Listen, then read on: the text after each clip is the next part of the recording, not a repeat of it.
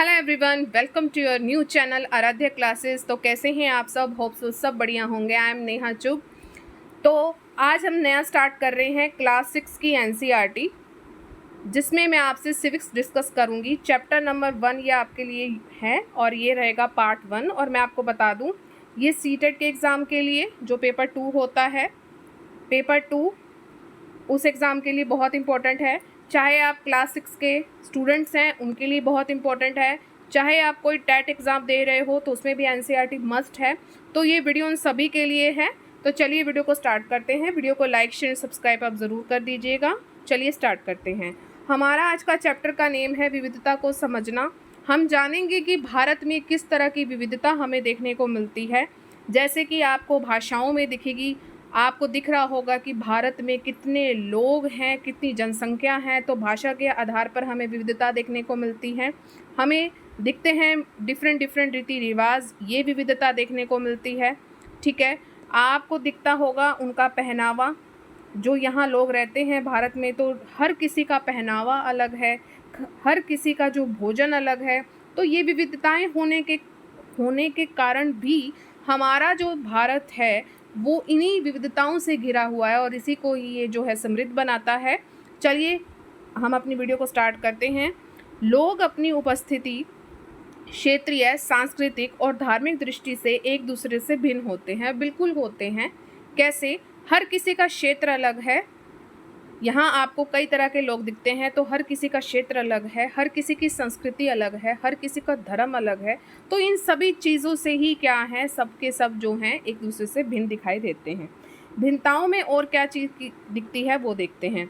भिन्नताओं में हमें विभिन्न भाषाएं दिखती हैं, विभिन्न रीति रिवाज दिखते हैं। ये सभी चीज़ें हैं शामिल हैं जो आपको मैंने अभी बताया भी है। भोजन हो गया, पहनावा हो गया, बोली होगी, ये सभी जो है भिन्नताएं हमें अपने भारत में दिखती हैं। जो ये विविधता है वो भारत के लोगों के जीवन को क्या बनाती है, बहुत ज़्यादा ब्रॉड बनाती है, बहुत ज़्यादा समृद्ध बनाती है। अब देखते हैं जो आपकी एनसीईआरटी में दिया गया है कि विविधता और असमानता के बीच में अंतर क्या होता है। विविधता को हम इंग्लिश में कहते हैं डाइवर्सिटी और असमानता मीन इनइक्वालिटी। क्या है ये जानते हैं इससे।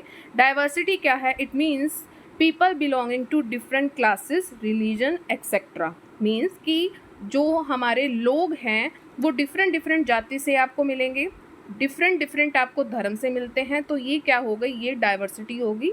जैसे एग्जाम्पल ले तो हमारे इंडिया की ही हम बात करेंगे। India is a diverse country where people from different religion lives peacefully. ठीक है, तो आप समझ गए होंगे कि डाइवर्सिटी क्या होता है। इनइक्वालिटी क्या होता है? It arises when a person doesn't have the resources and opportunity that are available to other person। मतलब कि कोई पर्सन है, उसके पास जो है रिसोर्सेज भी हैं, अपॉर्चुनिटी भी हैं, मगर उनको ना बराबर नहीं दिया जाता। अगर आपके पास क्या है, इसको हम असमानता बोलते हैं, जहां आपको समानता देखने को नहीं मिल रही है। आपके पास टैलेंट है, सब कुछ है, लेकिन आपको वो अपॉर्चुनिटी जब नहीं दी जाए, ठीक है, आपको रिसोर्सेज ना दिए जाए। Division of the society on the basis of the caste system. जाति व्यवस्था के आधार पर जो है हम इस चीज़ को बहुत अच्छे से समझ सकते हैं। कैसे कि a potter son is force to remain a potter, यानी कि जो कुम्हार का बेटा होगा वो कुम्हार ही बनेगा। ऐसा क्यों? क्योंकि उसकी जाति कुम्हार है। क्यों? वो आईएएस ऑफिसर नहीं बन सकता, वो पुलिसमैन नहीं बन सकता।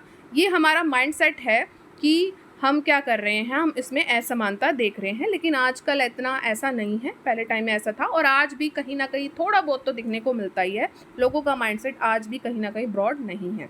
तो आप समझ गए होंगे डाइवर्सिटी और इनइक्वालिटी में आपका क्या डिफरेंस है। आगे देखते हैं, भारत में विविधता हमें कैसे दिखती है। भारत में विविधता हमें विभिन्न भाषाएं, आप सबको पता है कि यहाँ पर बहुत भाषाएं बोली जाती हैं। भोजन हो गए, त्यौहार हो गए, धर्म हो गए, इन सभी के कारण क्या है, हमारा भारत एक विविधता वाला देश है। अक्सर लोग नई ज़मीनों या बसने के लिए नए स्थानों या लोगों के साथ व्यापार करने की तलाश में जाते थे। पहले के टाइम में क्या होता था कि लोग अगर व्यापार करना होता था, मान लिए यहाँ व्यापार करना है, तो वो यहाँ से यहाँ तक आएंगे, एक स्थान से दूसरे स्थान पर वो जाते थे। तो इससे क्या होता था, मान लीजिए कि यहाँ पर कोई व्यक्ति तमिल बोल रहा है और यहाँ पर उसे जाना है गुजरात में, ठीक है। तो यहाँ गुजराती बोलेंगे। तो तमिल वाला लोग जब यहाँ पर जाते थे, गुजरात में जाते थे, तो गुजरात की संस्कृति से वो रूबरू होते थे, वहाँ की भाषा को सीखते थे, वहाँ के भोजन को सीखते थे। तो इसी तरह क्या था, संस्कृतियों का आदान प्रदान होता था।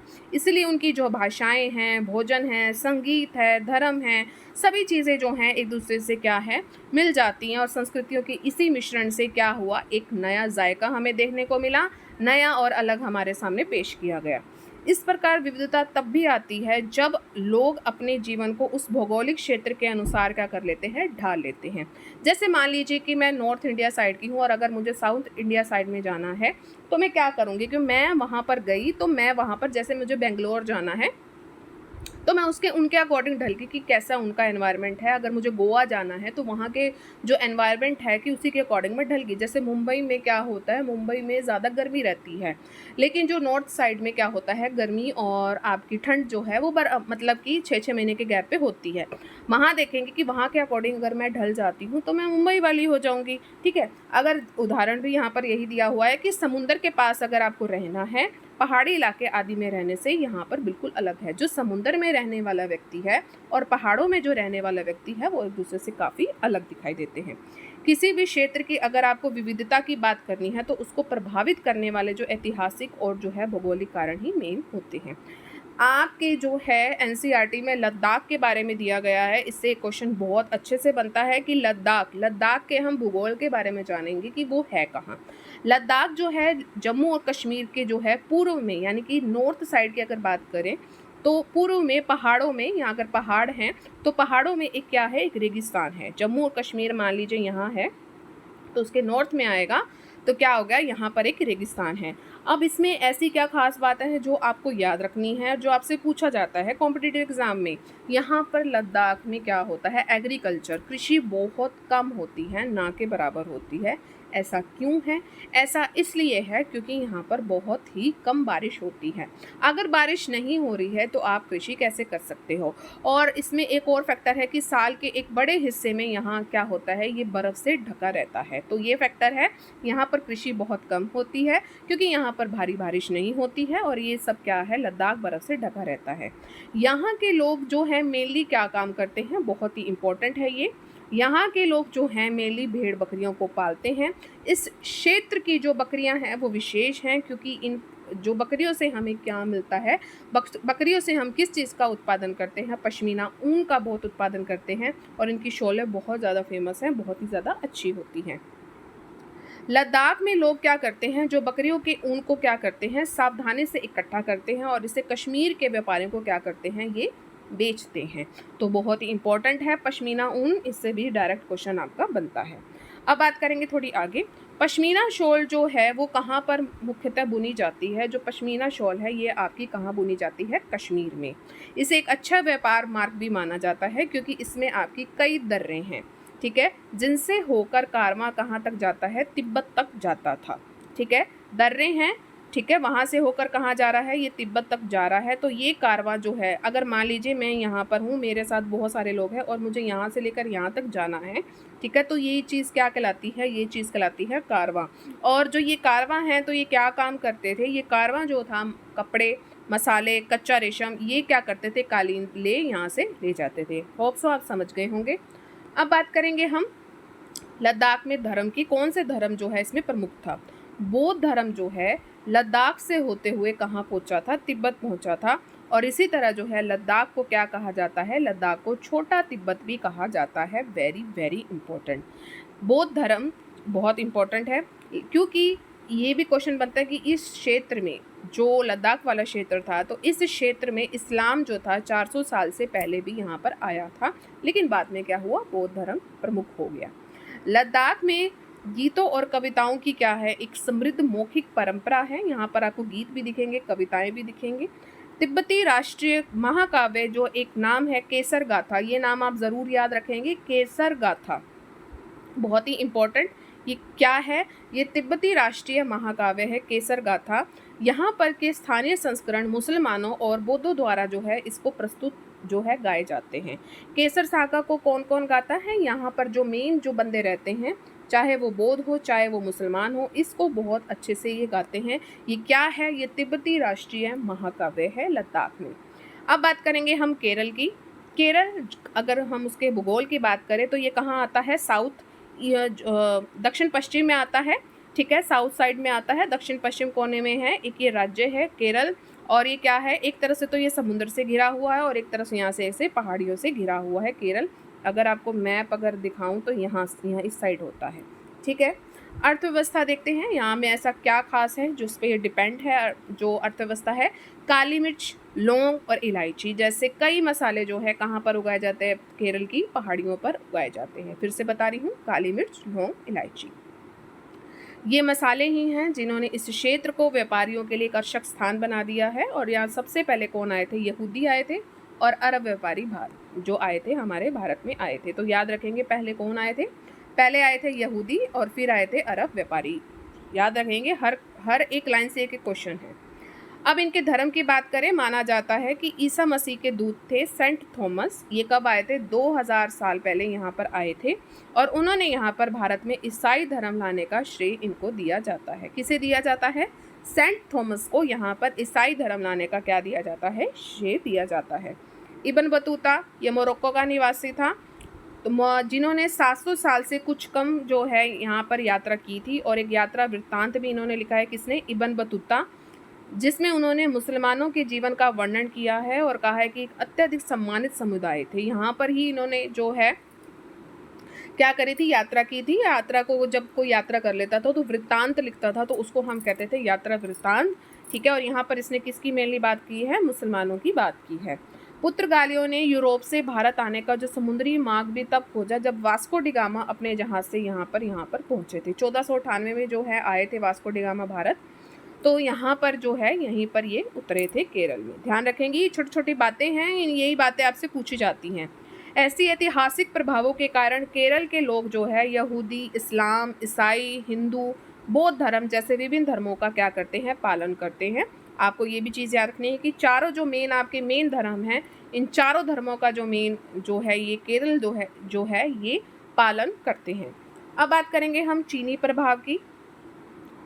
यहाँ इस्तेमाल किए जाने वाली जो है मछली पकड़ने के जाल बिल्कुल चीनी मछली पकड़ने के जाल की तरह ही ये दिखते हैं। कहने का भाव क्या है, मान लीजिए मैंने यहाँ पर एक मछली को यहाँ पर जाल में पकड़ना है, तो जो ये जाल आप जाली में जो फंसती थी मछली, तो ये चीनी मछली पकड़ने की जाल की तरह ही ये दिखती थी। जैसे चाइना में मिलती है तो बिल्कुल वैसे दिखती है। तो जो ये आपको मैं बता रही हूँ कि ये जो जाल है इसको क्या कहा जाता है, इसको कहा जाता है चीना वाला। ध्यान रखेंगे, चीना वाला जो है जाल को कहा जाता है। यहाँ पर तलने के लिए क्या किया जाता था, एक बर्तन का यूज़ किया जाता था और वो बर्तन जो है उसको क्या कहा जाता, चीना चाटी। मतलब कहते हैं ना, बर्तन जो है हम तलने वाली चीज़ों को चाटते हैं, तो इस तरह आप याद कर सकते हो। जाल को क्या कहा जा रहा है, जाल को कहा जा रहा है चीना वाला। ध्यान से देखेंगे, जाल को क्या कहा जा रहा है, चीना वाला, और बर्तन को क्या कहा जा रहा है, चीना चाटी, चीना चट्टी या चीना चाटी। ऐसा माना जाता है कि जो दोनों शब्द हैं किससे आए हैं, चीन से आए होंगे, ठीक है। हालांकि केरल और लद्दाख अपनी भौगोलिक विशेषताओं के मामले में बहुत भिन्न, आपने देख लिया होगा, दोनों ही ज़मीन आसमान का फ़र्क है। लेकिन दोनों क्षेत्रों में की जो इतिहास है उसमें आपको समान सांस्कृतिक प्रभाव देखा गया है, क्योंकि दोनों जो क्षेत्र हैं उसमें चीनी और अरब व्यापारी दोनों आए थे, इन दोनों से प्रभावित रह चुके हैं। तो इस प्रकार जो है इतिहास और भूगोल अक्सर किसी क्षेत्र के सांस्कृतिक जीवन से कहीं ना कहीं जो हैं जुड़े होते हैं। बाकी हम कल करेंगे। तो कैसा लगा आपको पार्ट 1, बस थोड़ा सा ही रह गया है।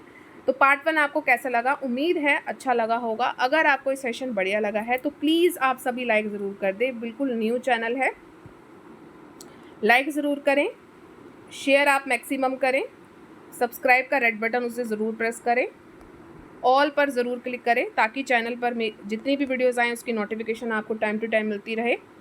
एक और बात, मेरा एक और चैनल है विशेष अकेडमी बाय नेहा, विशेष अकेडमी बाय नेहा। उसमें मैं क्या कर रही हूँ, उसमें मैं आपको बीए और एमए की हिस्ट्री करवाती हूँ। मेनली उसमें मैं क्या करवाती हूँ मैं आपको बता देती हूँ। बीए और एमए हिस्ट्री मैं उस चैनल पर करवाती हूँ और साथ में हरियाणा जीके। तो जो मेनली टारगेट किया जाता है वहाँ पर मैं जो मेनली करती हूँ बीए और एमए की हिस्ट्री में, मतलब मैं पूरी करवाती हूँ। तो आप उस चैनल को भी ज़रूर फॉलो कर सकते हैं, ज़रूर सब्सक्राइब कर सकते हैं। एक ये न्यू स्टार्ट था क्लास 6 के विद्यार्थियों के लिए, और जो भी सीटेट की प्रिपरेशन कर रहे हैं तो उन सभी के लिए बहुत ही इंपॉर्टेंट रहेगा ये। और आपको डेली जो है इस चैनल पर आपको वीडियोस देखने को मिलेंगी। हम जो कंप्लीट करेंगे, सबसे पहले क्लास 6 की जो सिविक्स है उसको हम फटाफट जो है फिनिश करेंगे। इसके बाद जो मेरा टारगेट है, फिर हम लेंगे 7th की सिविक्स को। 6th, 7th और 8th की सिविक्स जो है आपको अलग अलग प्लेलिस्ट में मिल जाएगी। तो चलिए नेक्स्ट सेशन में हम जल्दी मिलते हैं। Till then thank you so much, take care and bye bye.